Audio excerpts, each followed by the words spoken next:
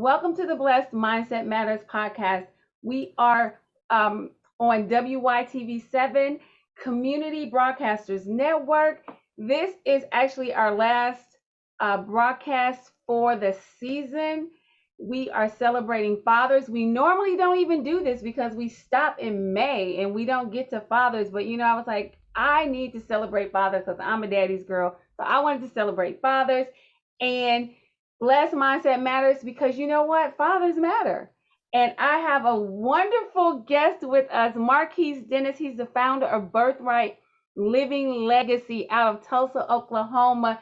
So I'm not going to go into my whole spiel before. I just want to get straight to Marquess. Thank you for being here. Hey, it is an absolute pleasure. Thank you so much for allowing me to be here. And thank you for what you're doing for celebrating fathers, by the way. Well, like I said, I'm a daddy's girl, so let's just get right into it. Tell us about Birthright Living Legacy. So Birthright Living Legacy is an organization that is created to help celebrate and support fathers by giving them the resources and the tools necessary to lead their families. That's awesome. And, of course, I have to ask you, why did you start this? Oh, man. So the overwhelming need for fathers to be supported was so apparent. I, having 3 children outside of wedlock, I found out really quickly that the system was stacked against me in order for me to try to be in my children's lives. If I wasn't wealthy or if I didn't continue to play this cat and mouse game with the parents or the mothers, then I would not be allowed to see my child. And so for that, it started to get me to question, like, well, what is the outcome of that? And so I started to do some research, and I found out that, you're 7 times more likely to be a teen pregnant. You're more likely to end up in prison. The juvenile justice system almost solely depends on fatherlessness.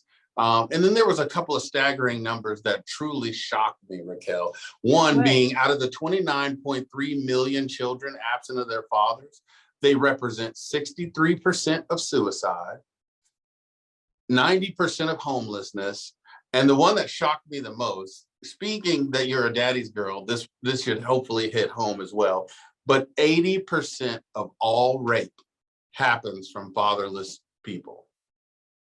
Wow. That's staggering.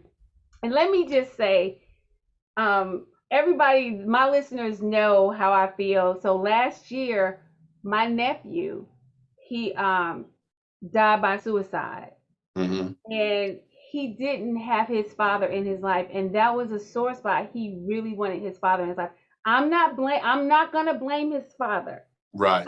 That's not what I'm gonna do. But when you said that, it did something to me because I'm like, my son's father, I had a baby out of wedlock also. Right. My son's father was not. But one of the things that I made a point to do was, even though he didn't pay me my child support, he still owed me enough that I could give my son a down payment on a house. Okay. Yeah.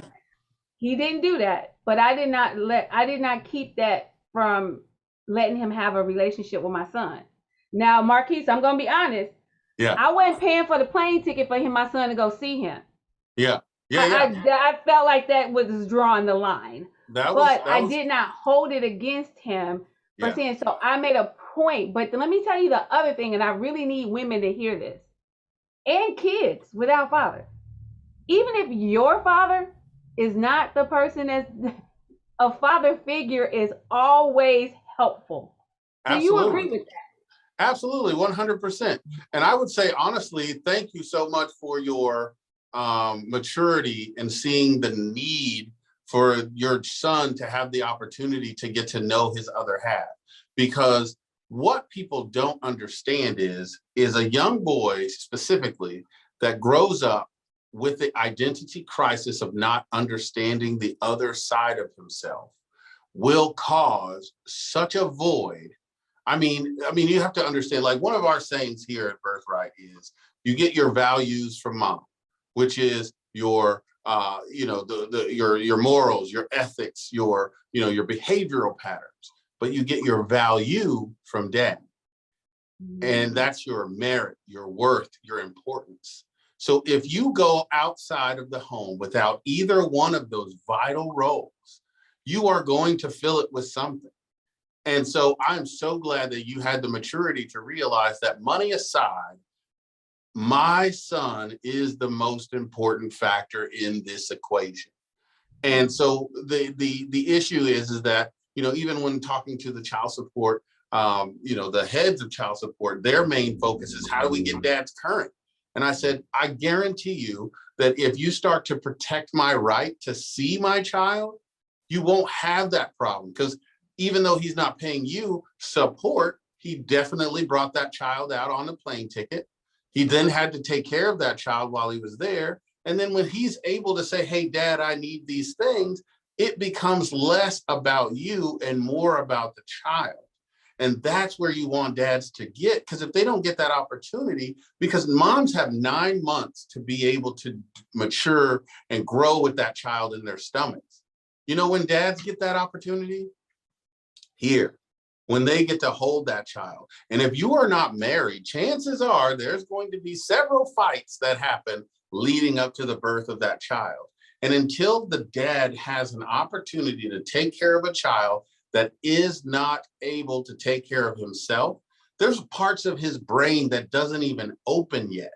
And so that's why that relationship is so important early on, because that's what gives the dads that notion to say, I need to help, I need to take care, I need to spur her on to be able to take care of our child as well. But you find yourself with these childish men, and myself, I was one of them with 3 kids.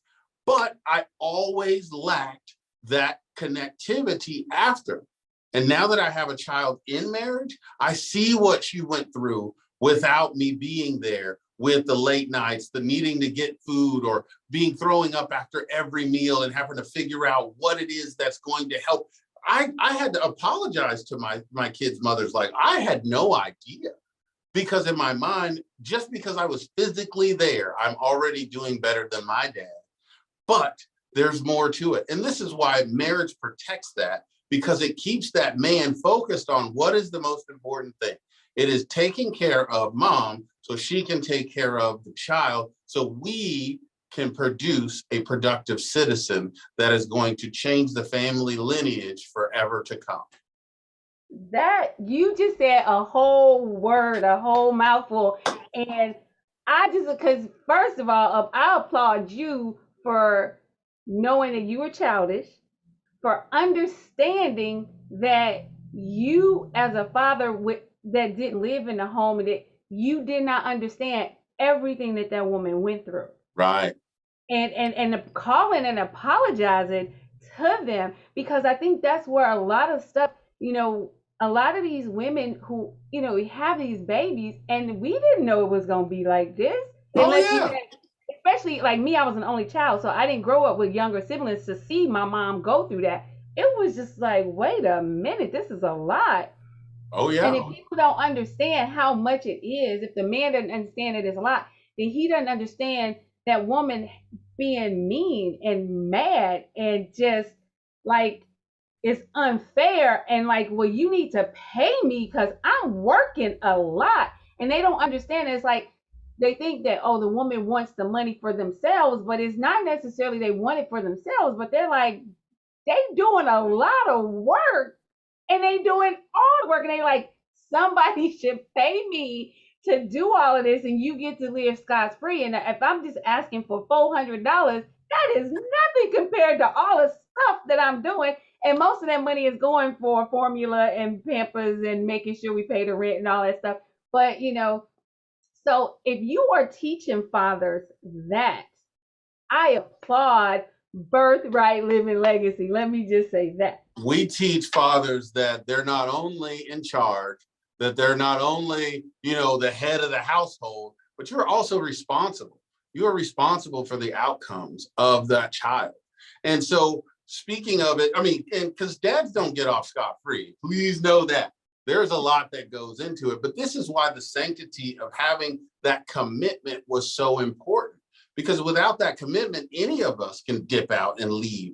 And I can assure you, if men were able to get services like welfare and all those kinds of things, it would make it a lot easier on some of these fathers or single fathers, but they don't exist.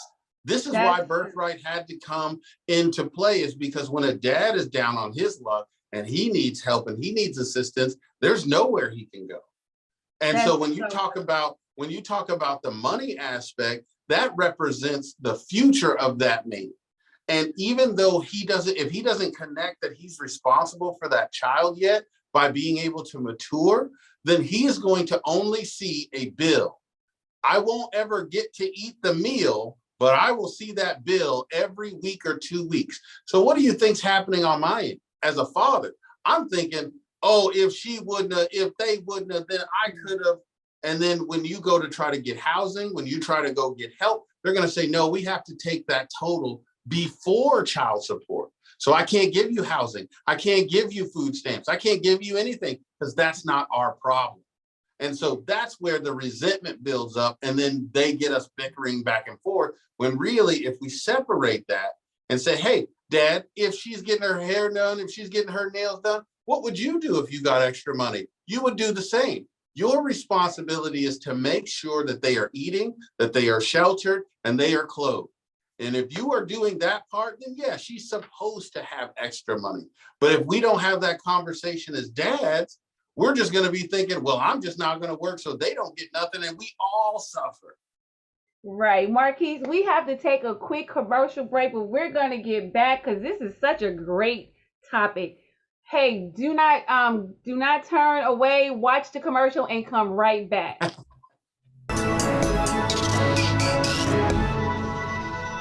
I'm Dr. Raykel Tolson, host of Blessed Mindset Matters.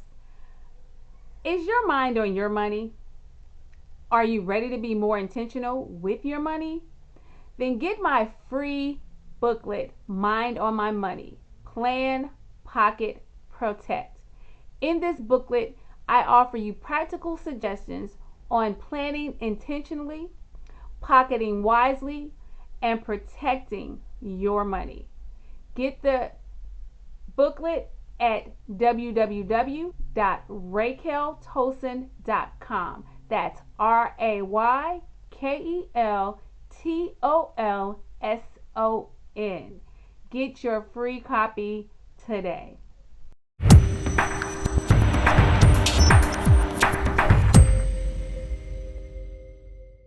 We are back with Marquess Dennis. Oh my goodness, this is such a great topic. I am loving this. So one of the things I can hear some women saying, Marquess, I can hear some women saying this. Well, I want my child to be in his father's life. I've never kept them, even though we don't get child support. I even know somebody that went through a divorce, told them that they would forgo child support so the father can use the money to bring the child back and forth, and for the father to fly to, see the child. And in the year, how many times that father has done that? 0, Marquise. 0. So you have some women, I know for a fact, you have some women that hold their babies hostages. If they're not getting no money, because some of them had the baby so they can get money. So they holding the hostage, right? But then you have some that really want the fathers involved. So how does your organization help with that? So we help with that by removing some of the barriers that are in place. Because let me tell you, I have an 11 or a 12-year-old right now that his mother swears that she is never in the way of me seeing my child. But I can assure you, every time I'm going to pick him up, every time I'm going to want to do something with him, something happens. Oh, he can't come today, or he doesn't feel like coming, or this, that, and the third. So there's more to it than just I'm going to forego child support, because there's a mental, physical, and spiritual factor that goes into this parenting thing, and that we can't ignore. So when you say, what is my organization doing to help that? We sit down with the fathers to figure out what is the relationship really, because for those of us that have been through the baby mama thing, there's a lot of dads that when they, do the child exchange, they think there's supposed to be some kind of sex payment, and that is not okay. So they have to understand the separation. So sometimes Birthright will be the conduit of which those children are exchanged. We also do supervised visits. So if the dad is not familiar with the child, we can set up a barrier to help that exchange, because we have dads that are out of state and they want to come back in town, but the stipulations are, because they don't have any family here, they can't do that switch over. Sometimes we help the dads by getting them train tickets to come and see their children. So our focus is being able to try to help dads understand, as the head of your life, as the person in charge of your life, you have to look at the big mirror, small window. You cannot worry about what it is that she's doing. You have to focus on, what can I do as the man that I'm supposed to do for my child? So if it's getting there, if it's getting resources, if it's setting up or even dealing, because like I said, there's a mental and a kind of there's a lot to it. When you start connecting sexually with people, it connects you on a different level. And so sometimes, even though they'll let the child be seen by the father, they weaponize that child by saying, make sure your daddy does this, or tell your daddy he's good for nothing for that. I've shown up to actual events and I said, hey, enter, to win a date with your dad. We will pay for the gas. We'll pay for the arcade. We'll pay for the movies. And a woman literally in front of her child said, I ain't filling this out. His daddy ain't this, and this. And I said, ma'am, why would you say that in front of him? His daddy is sorry. And da, da, da, da. And I said, okay, well, I would love to have this conversation not in front of your child, but I watched how her son became immediately demasculated in that moment. Why? Because half of his DNA is this person that you're describing.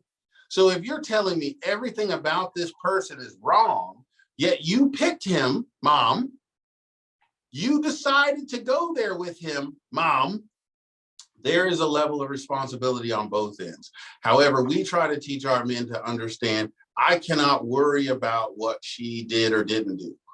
What we can do is protect the right to be able to do what you need to do. And if you need to see your child, but you don't trust that it might be weaponized or there might be some kind of setup, we are the conduit to help those dads. If we have to go to court with you, we will go to court with you. Whatever we need to do to help protect your right as a father. Now, you can't be a jerk either. Like, you can't just come in, because one of the things that we do is, when we do our biweekly meetings with the fathers, we set fathers across from fathers. You know what I mean? So the narrative changes. See, like if I was talking to you and I could say, Raykel, but I'm this, I'm that, and you say, oh, but he's trying. But see, when you sit across from another dad or another man that's been, fighting for his children, or somebody else that's been stepping in for other people's children, because we deal with 4 different types of fathers.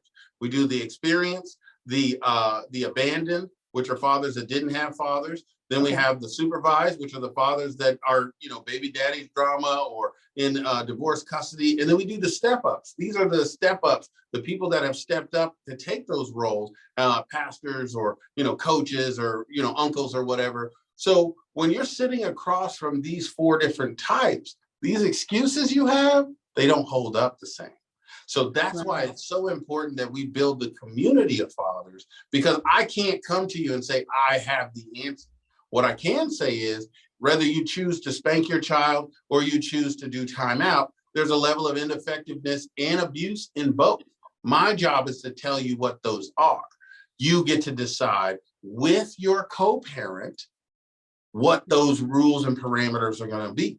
Because if you can teach your kid, if you can teach your child communication, conflict resolution, and being able to rise above adversity, man, you put your child up like leaps and bounds above so many others. Let me stop you for a second, because you said you always say a mouthful, and I have to make sure for my listeners that I pick and choose stuff that Spirit say jump on that one. You said something that I need everybody to make sure they heard. When your child is half the other parent. So this goes for mamas and daddies and grandparents alike. Cause Mhm. I know I was probably bad mouth on the other side also. I did not bad mouth. I let the truth be the truth. You know what I'm saying? Okay. So if your child is half of each person, when you put down that person, you are putting down half of that child. So it's really, really important to remember all the good stuff about the other person and say, you know what? I see that your daddy is really good at that, and I see that in you. Ooh, I'm so glad you pulled that. My son's father is an amazing cook, and his step-up dad is an amazing cook. And I am so grateful that my son, he had it in him to be a great cook, and he loves to cook, and he cooks for me, he cooks for his fiance, so he does that. And I constantly say, oh man, I'm so glad that you got that from your dad and your step-up dad. That's find the things, even if it's one thing, find the thing that you really did like so that child can hold on to that. Yeah. But now, mind you, the thing that my child didn't like about his father, he didn't like it. Of course, I didn't like it either, but he didn't like it. That his father would tell him something and it didn't happen. So I'm like, don't do that. Don't you do that. If Yeah. you understand that you don't like that, don't you do that. And Right. if you do that, is that something that when that happened to you, you didn't like it? So why are you doing that to me? Yeah. And those are And teachable not moments. necessarily tearing his dad down, but it's just showing him that you don't want to fall into these habits that Correct. you didn't like either. Correct. And those are So teachable I moments. hope they help somebody. I don't know. I hope they Yeah. help somebody. Well, now we have to close. It's like, oh my gosh, it's just we're gonna have to do this again next year. I already know that. But Anytime. real quick, tell people how to find you, and I need you to talk quickly about the Mother's Day cook-off because I think that sounds bomb.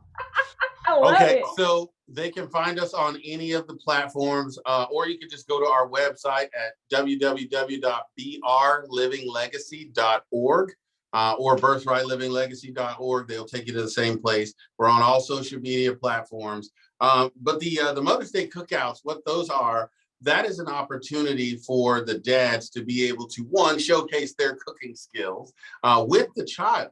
To be able to team up, and then we're going to have a pot for them to win some prizes and some money. But it's to invite moms out so that they don't have to think, well, what is this ambiguous group that is just for, men, and what are they teaching and what are they saying? We want to make it as inclusive as possible so that people understand that mom and dad are so vital. But mom has a lot of celebration and support right now. Fathers have none. There is no organization that I'm aware of in the United States and the world that supports fathers when they are in need. Everybody has this mindset that says, oh, that's a man, he needs to get his life together. And everybody always tells me, oh man, this is so great what you're doing. How come nobody's donating and giving? And I said, well, if you saw a man that needed help, would you help him? Mm-hmm. That's deep. That's deep. And I'm just gonna say yes, because I have some fathers in my life. Because I used to work at the Air Force Base, and I had some young fathers in my life, and I did help. I helped with babysitting, and I helped them to communicate effectively with the baby mamas. So yes, I am there. We have got to go. Thank you, thank you, thank you. Happy Father's Day to every man listening. And if you're a woman listening, please let a man that you know in your life share this with them because this is some really good information. We talk about what fathers are not doing. Let's help them to do what they need to do, and this is one way to help them do that. I want to say happy Father's Day to my daddy, OC Tolson, and to the step up dad that came through with my son, Scott Parker. I love both of you guys, and I can't wait to see what kind of father my son is going to be. He's a dog daddy now. He's doing a great job. So I can't wait to see what he's going to do because I know he's learned a lot. Thank you so much. And until next season, everybody. Can I add one thing? Go ahead. please, next year, when we do our Fatherhood Love Lottery, you need to put those men in. We're going to be doing a giveaway on the 17th where we're giving 3 dads over $1,000 and so many prizes and things that we have raised for other people in the community that want to support dads. So make sure next year when it's time, we will definitely have those guys in to win because we want to be able to celebrate these dads. Thank you so much, guys. Until next season, be blessed.